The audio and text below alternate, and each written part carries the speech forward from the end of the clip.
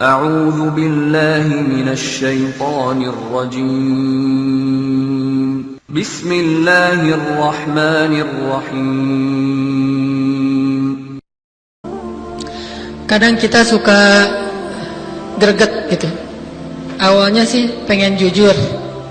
Awalnya pengen cara-cara yang benar gitu, yang lurus, nggak macam-macam, nggak neko-neko. Kita lamar kerja pengen yang jujur. Kita berdagang pengen yang jujur. Kita ngapa-ngapain aja pokoknya pengennya yang jujur, yang lurus. Tapi suka greget itu kalau ternyata ada orang yang curang dan sukses. Itu ya. Ada orang yang nggak jujur, untungnya lebih gede, kayaknya lebih cepet. Udah kayak gitu dia pamer lagi tuh. Dia bilang ke kita tuh, makanya jangan jujur-jujur taing gitu ya. Karena makin jujur susah jadi orang kaya, gitu kata dia. Atau kalau kita ngelihat ke negeri-negeri yang mungkin bukan negeri kaum muslimin, yang mereka dagangnya itu di seluruh dunia punya produk mereka dengan cara-cara yang mereka tidak punya batasan halal dan haram, kadang-kadang kita jadi kepancing. Pengen juga kaya kayak mereka, pengen juga sukses kayak orang-orang yang tadi misalnya curang, orang yang gak jujur.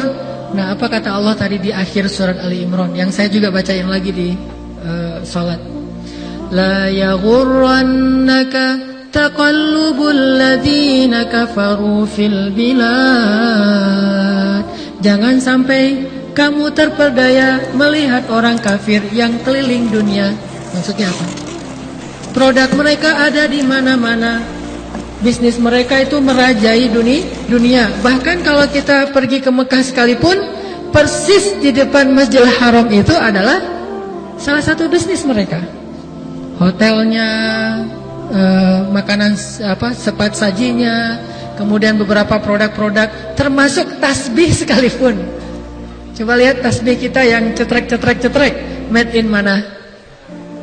Tasbih yang lebih keren lagi, manasik umroh dan haji pun videonya itu yang buat adalah mereka. Jadi itu luar biasa. Artinya benar kata Allah, mereka itu nguasain dunia dengan bisnisnya. La yaghurrannaka taqallubul ladzina kafaru fil bilad. Itu ayat tentang jangan gagal fokus. Allah bukan gak mau kita tersemangati, tertantang, menjadi pengen semangat berbisnis, berusaha, menjadi orang kaya. Bukan itu maksudnya. Maksudnya, jangan sampai gara-gara pengen kaya dan sukses kayak mereka, kalian kehilangan jati diri. Kalian gak peduli lagi dengan batasan-batasan syariat. Seolah-olah batasan syariat itu, hukum Allah itu menghalangi kalian menjadi sukses. Itu namanya gagal fokus. Sehingga gara-gara kita kepancing sama teman kita yang dagang di sebelah karena dia lebih cepat kaya, akhirnya kita saya mau udah capek, jujur setahun, jujur 2 tahun, jujur 10 tahun. Sekarang saya mau coba cara yang gak jujur. Benar gak sih? Apa kata Nabi? Alaikum bis-sidqi fa inna as-sidqa yahdi ilal birr wa innal birra yahdi ilal jannah.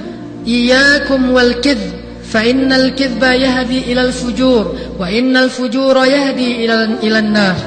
Hendaklah kalian selalu jujur. Jujur itu membawa kepada banyak kebaikan, dan kebaikan-kebaikan itu membawa kalian kepada surga.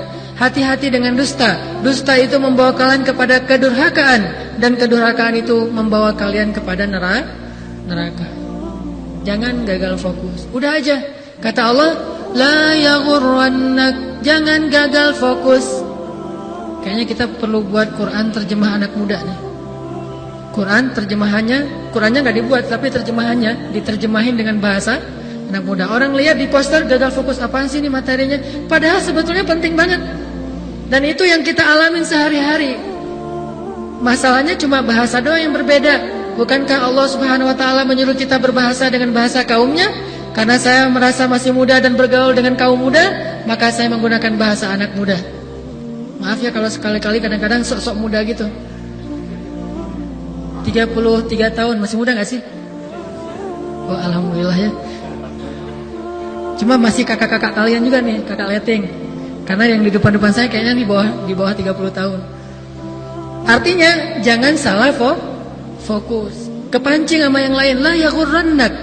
Kalian boleh semangat untuk sukses, boleh semangat untuk jadi orang yang kaya, nggak apa-apa, semangat untuk berbisnis, tetapi jangan gagal fokus. Kalian punya identitas, kalian punya prinsip, kalian punya aturan, kalian punya cara yang Allah Subhanahu wa taala janjiin, pasti akan sukses dengan cara itu. Yakin aja. La yaghurrannaka taqallubul ladzina kafaru fil bilad mata'un qalil.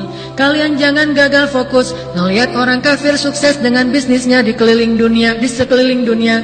Itu cuma kesenangan yang sedikit, kata Allah. Mata'un qalil. Bagi Allah, kesuksesan mereka bisa punya bisnis di mana-mana, merajai bisnis dunia, mata'un qalil. Dikasih dunia dan seisinya sekalipun pun, kata Allah, mata'un qalil. Itu mah cuma dikit, gak ada apa-apanya, kata Allah. Summa ma'wahum jahannam. Kemudian tempat tinggal mereka nanti di akhirat jahannam. Wa bi'sal mihad. Itu tempat yang paling buruk. Terus gimana bagi orang yang istiqomah, orang yang fokus, orang yang menjaga Allah dan Allah menjaganya? Lakinil ladzina taqaw rabbahum lahum jannat. Itu baru namanya kenikmatan yang banyak. Itu baru kemenangan yang besar. Jadi jangan mengukurnya hanya dengan ukuran duniawi, tapi ukur juga semua keuntungan-keuntungan dari aktivitas kita itu dunia dan akhirat sekaligus. Apa untung dunianya, apa untung akhiratnya, sehingga kita nggak gagal fokus. Dan Rasul tahu tentang hal ini banget, sehingga ketika ditawarkan dunia dan seisinya, harta, di dalam hati beliau, apa yang dijanjikan Allah itu lebih baik. Wa ma 'indallahi khair. Kan akhir ayatnya gitu. Apa yang ada di sisi Allah lebih baik. Wa ma 'indallahi khair. Apa yang ada di sisi Allah lebih baik. Wa ma 'indallahi khairul lil abrar. Bagi orang-orang yang istiqamah, fokus dengan kebajikan-kebajikan. Jangan pernah menukar kebajikan kita dengan sedikit mata'un qalil, keuntungan dunia. Itu yang Nabi ajarkan lewat tawaran-tawaran dari Walid Al-Mughirah. Gak mau kalau harta. Ya udah kalau gitu gak usah sekota Mekah deh, sedunia. Pasti Nabi akan menjawab tidak. Terus kamu maunya apa? Ya saya maunya ridha Allah. Ridha Allah itu lebih mahal daripada dunia dan seisinya.